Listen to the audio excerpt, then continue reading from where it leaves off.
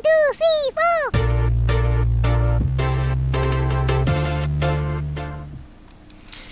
Halo Gunarwan dan Gunarwati sekalian, ketemu lagi ya di channel saya Gunar Os. Dan ya, kali ini kita ketemu lagi di segmen Sepekan Arsenal ya. Segmen dimana saya akan membahas berita-berita Arsenal, merangkumnya dalam satu segmen, dengan harapan teman-teman bisa selalu mengikuti berita-berita Arsenal tanpa harus mencari beritanya ke sana kemari.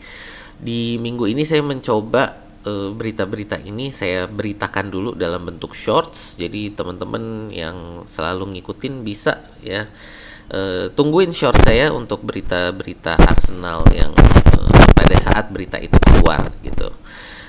Jadi di sini saya hanya tinggal merangkum ya, dan juga memberikan opini-opini saya.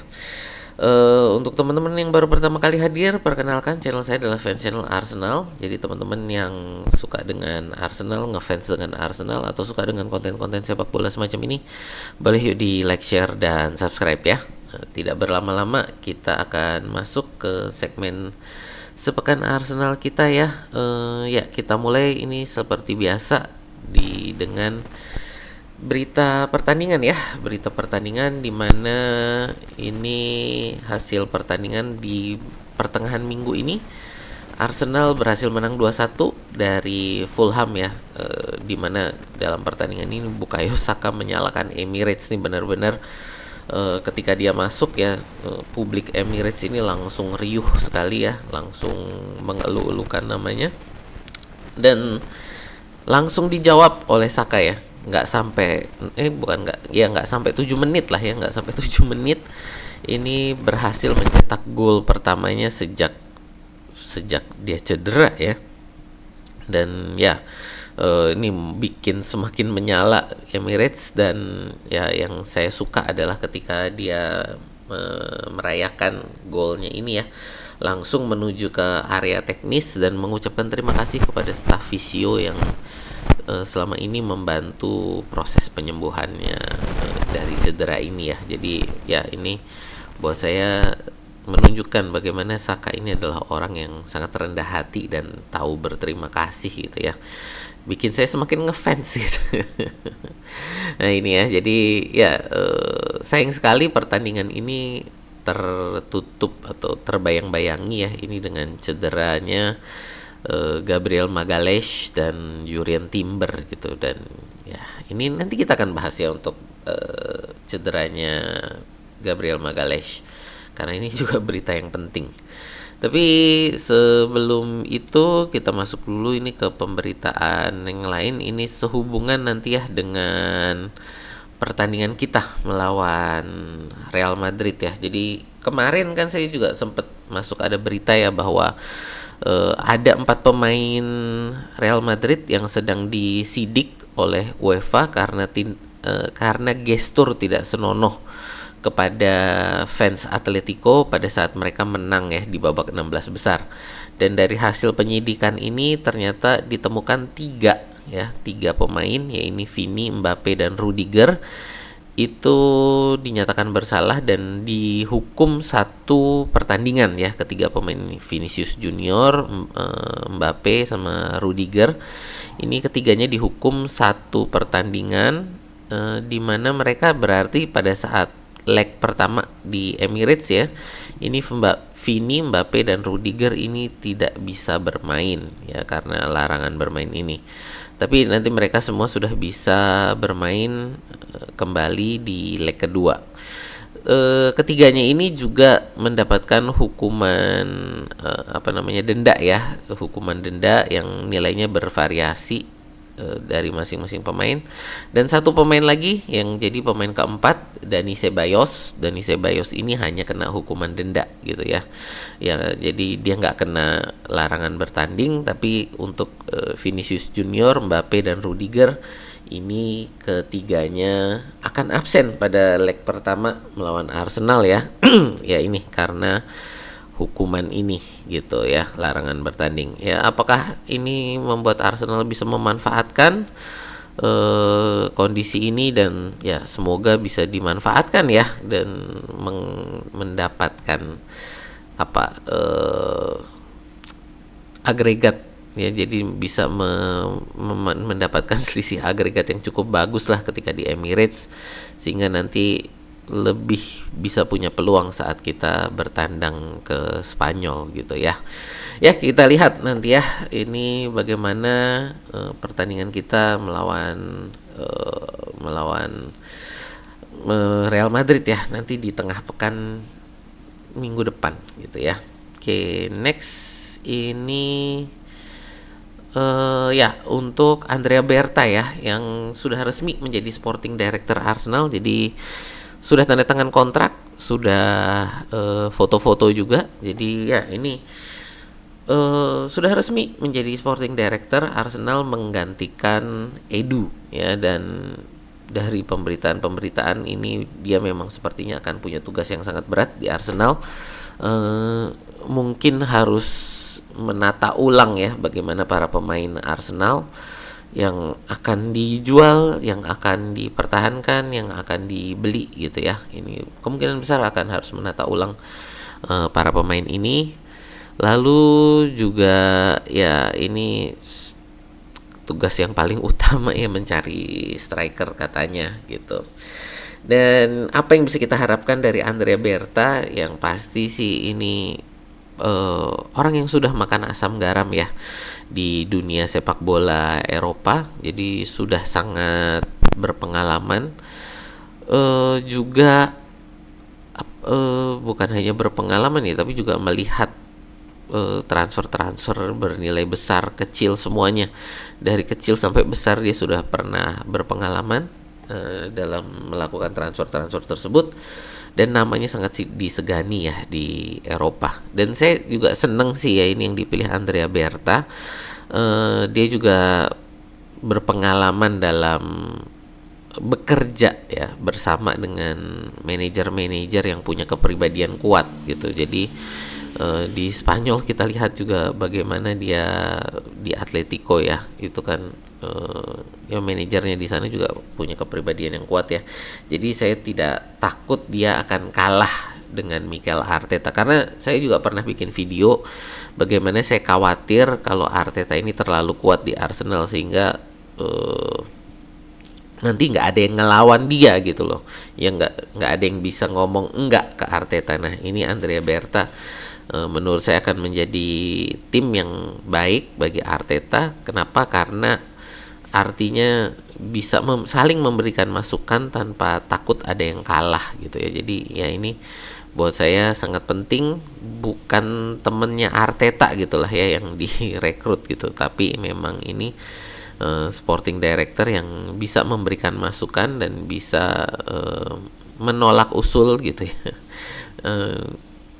Intinya orang yang bisa mengatakan apa adanya lah gitu ya kepada Arteta. Ya, ini kita harapkan semoga bisa membantu Arsenal mendatangkan pemain-pemain yang bisa membawa ini ya, bisa membawa trofi-trofi besar ke Arsenal gitu ya. Oke, next ke pemberitaan selanjutnya masih sehubungan dengan Andrea Berta ya. Begitu datang ini langsung pemberitaannya adalah Arsenal memprioritaskan memprioritaskan Victor Gyökeres untuk didatangkan sebagai transfer Arsenal. Dan ya ini langsung kerja cepet ya, jadi bukan hanya menyatakan ketertarikan. Ini dikabarkan baru kemarin ya, jadi ini kan tayang hari Sabtu ya. Hari Kamis kalau nggak salah, Kamis atau Jumat ini dikabarkan bahwa Sporting Lisbon ini mengizinkan Arsenal melakukan negosiasi dengan perwakilannya Gyökeres. Jadi Arsenal dikabarkan sudah boleh negosiasi dengan agennya Gyökeres ini untuk ya apa ya, untuk menegosiasikan kesepakatan personal lah gitu dengan Gyökeres. Jadi sudah dapat izin, dan ini menurut saya sangat luar biasa ya. Andrea Berta baru datang sudah bisa dapat izin untuk negosiasi dengan untuk negosiasi dengan Gyökeres, dan ini sudah dapat izin resmi dari Lisbon kabarnya gitu ya. Untuk benernya atau enggak saya rasa ini masih di latar belakang, tapi ya yang diberitakan ini adalah Arsenal ini ya sedang mempersiapkan lah, Andrea Berta sedang mempersiapkan pilihan-pilihan bagi Arsenal nanti di jendela transfer musim panas. Artinya ini bukan berarti dengan kita bernegosiasi dengan perwakilan Gyökeres bahwa kita akan 100% akan mendatangkan Gyökeres, tapi bahwa pada saatnya nanti ada opsi dan mana yang akan dieksekusi itu bisa langsung dilakukan nanti di jendela transfer musim panas. Itu kabarnya sih. Jadi ini bukan 100% bahwa kita akan mendatangkan Gyökeres, tapi bahwa Gyökeres akan menjadi satu opsi yang kuat untuk bisa didatangkan ke Arsenal gitu ya. Saya juga sudah bikin video tentang Gyökeres ini ya di segmen laporan scout. Teman-teman bisa lihat videonya ya. Next kita juga sehubungan dengan Andrea Berta nih ya, yang sama juga nih ya, kabarnya sudah bisa melakukan komunikasi dengan perwakilan Nico Williams. Nah kalau ini bukan masalah izin dengan timnya ya, tapi ini lebih kemungkinan besar sih kalau menurut saya ini cuman untuk tanya-tanya ke apa yang diharapkan dari Nico Williams ya kalau seandainya didatangkan ke Arsenal gitu. Jadi ya ini kalau menurut saya bukan level obrolannya, saya rasa belum sampai selevel yang tadi Gyökeres ya, tapi lebih ke penjajakan awal. Apakah Nico Williams tertarik mau datang ke Arsenal atau enggak, lalu juga apa yang diharapkan oleh Nico Williams kalau ke Arsenal gitu. Dan saya rasa ini mungkin perlu penjajakan lebih awal ya dibandingkan Gyökeres. Kenapa? Karena Nico Williams ini saya rasa kayaknya kalaupun mau didatangkan ke Arsenal ini akan ada negosiasi gaji yang alot ya. Kenapa negosiasi gaji yang alot? Karena kita sudah lihat di awal musim ini ya, di awal musim ini bagaimana beberapa klub besar ini mau mendatangkan Nico Williams dan semuanya gagal. Ada 2 atau 3 klub lah, termasuk Chelsea dan Barcelona di situ ya yang mau mendatangkan Nico Williams, yang kabarnya juga sudah sangat dekat. Ternyata gagal itu semua karena kesepakatan gaji ya. Jadi Nico Williams dikabarkan minta gaji lebih dari 300.000 pound sterling per pekan. Jadi ini gaji yang sangat besar. Saya rasa Arsenal juga nggak akan mau kalau gajinya segitu. Kemungkinan besar sih Arsenal akan mencoba menegosiasikan untuk gajinya ini ada di kisaran 200.000 pound sterling.